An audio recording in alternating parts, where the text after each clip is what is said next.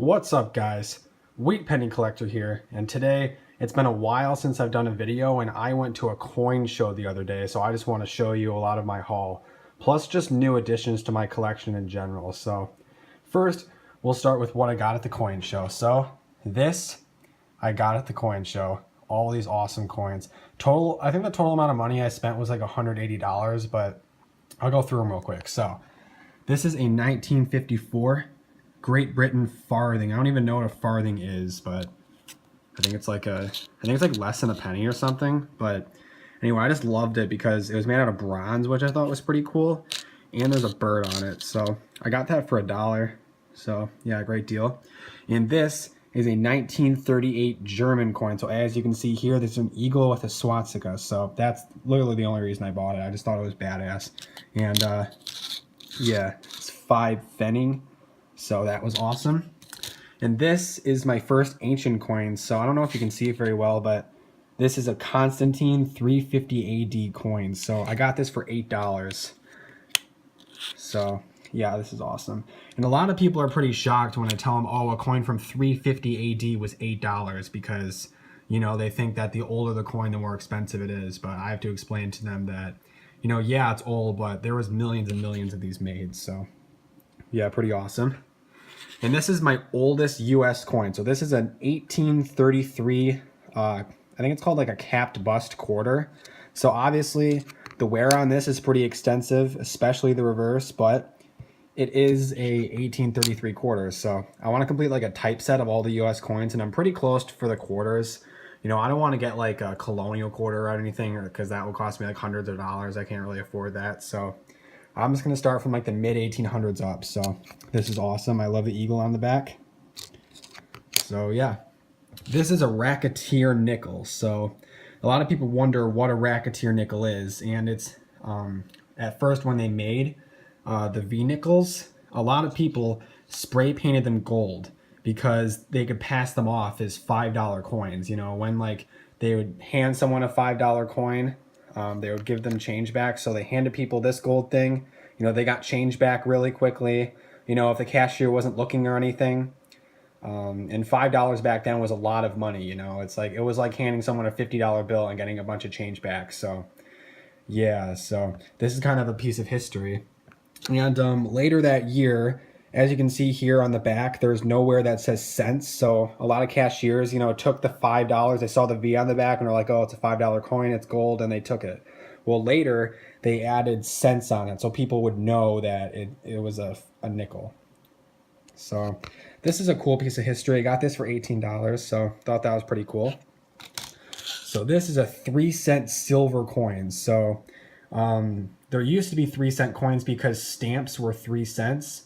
So yeah, that was just made for like convenience sake, and they made them silver for a while, I think until like the late 1850s, and then people started to hoard these coins because they wanted the silver. And then yeah, that's a really cool design. I like the moon on the back or whatever that is. So I searched for this for a while. I couldn't find it. A lot of people had these nickel 3-cent coins, which I got. So as you heard before, they switched the design because people kept hoarding the silver one. So they switched to a 100% nickel composition. And I got this one cheap because by the looks of it, it looks like it was like improperly cleaned or something. But I just wanted it just to have it. So I got that on the cheap.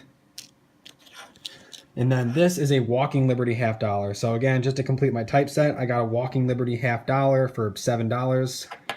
You know, it's all right condition. Pretty awesome. And this is a Barber $50. So again, to complete my $50 typeset, got a Barber $50. Got a pretty good deal on it. And then this coin I got from my grandpa just to kind of add to my silver stack. I got a 6-pence coin from 1938. And that's silver. And this is the most expensive coin I got in the entire coin show. So this is an 1875S 20-cent coin. I got it for $80. The guy gave me a deal. So I got it for $80. And 20-cent coins are pretty significant because they made them for 3 years. So from 1875 to 1878, they made 20-cent coins. And as you can see, it looks just like the seated Liberty quarter. So a lot of people, you know, took this money and mistakenly thought that it was a quarter. So eventually, you know, after public outcry, the government got rid of it. And it's a really rare coin. I think this is like by far the most common 20-cent piece. It had a mintage of like 1.1 million. So it really is not that common. And I still had to pay $80 for it. And it's just in good condition. I asked like 7 different people, hey, do you have any 20-cent pieces? All of them said no. All of them are like, oh yeah, I sold my last one. So this is kind of a hard piece to come by. So yeah, I thought that was awesome. And this is the paper money I got. So I found a lot of paper money dealers, which is pretty cool. So let me go through this one. So this is the most expensive bill I bought. I only spent $12. So I kind of want to get into paper money collecting too. You know, as you can see in my other videos, I bought a lot of paper money. But this is what they call a fractional note. So after the Civil War, a lot of people kept hoarding coins because of their metal content. So what the US government eventually had to do is they made fractional bills. So this bill was worth 10 cents.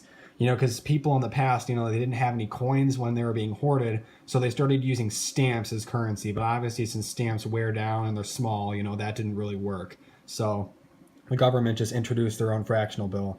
You know, I have no idea who's on that, so, you know, if you want to leave that down in the comments, if you know, that would be awesome.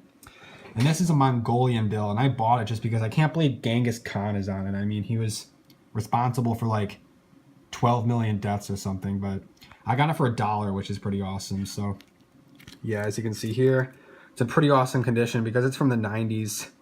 I think it's 500. I don't remember how to pronounce the currency name. I was looking it up. I love the yin yang in the center too, so that's awesome.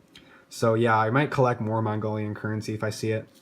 And this is a Confederate bill. So obviously this is in like the trashiest condition ever. I actually like went to this guy's table and just asked him like, what's the cheapest bill you have, like the cheapest Confederate bill, because all the other ones were like $100 or whatever. I just wanted a Confederate bill just to have a Confederate bill. So he said like this one was like in such crappy condition that like they took like a piece of paper and just printed the Confederate seal onto it, or like the ink onto it. So that's why it's in such crappy condition. So yeah, it's pretty awesome. Paid $10. And this is a Japanese bill. So this is, you know, the Japanese military during World War II used this bill. And as you can see, it's in pretty awesome condition. It's from 1945. Yeah, I love the design. It's pretty awesome. I got this for like $3, so I thought that was a steal. So yeah, that's all I got at the coin show. So spent $180 on all this cool stuff, so that's pretty awesome. And now I'm just going to show you what I've gotten in the meantime between my last videos. So I expanded my silver stack a little bit, just a little bit, because I didn't want to spend too much money. So this I got recently, the half-ounce Year of the Dog coin. So I think the Perth Mint came out with a new lunar series. So as you can see, this is 2018. Queen Elizabeth looks awesome, and yeah, this is an awesome addition to my collection. So I don't have any lunar collections, so this is pretty awesome. And this I got just a Australian kangaroo. I love the Perth Mint. The Perth Mint is awesome. So yeah, $1. So that I've only expanded my silver stack by a little bit, you know, plus the other coin I got from my grandpa. So that's about it. And this I ordered off of eBay. This is a $10 billion Reserve Bank of Zimbabwe note. So as you can see, $10 billion. So if you didn't know, Zimbabwe actually had, like, it was crazy, one of the worst inflation crises in history. The government just kept printing out money. You know, people actually had to run to the store when they got their paychecks because if they didn't, the price would double the next day for all their stuff. So I think the highest denomination notes that were printed before this currency collapsed was the $100 trillion note. So I think that was worth, like, a stack of those was worth like 40 cents. So that was crazy. And eventually in 2013, this currency collapsed, and the US dollar is now used in that country. So yeah, it's pretty sad how people, you know, got their savings completely wiped by inflation. So yeah, that concludes my coin store haul video, or coin show haul video anyway. I hope you liked it. I'll make another penny box opening, another coin roll hunting video in the future. So yeah, if you like this video, make sure to like, share, and subscribe. See you guys later.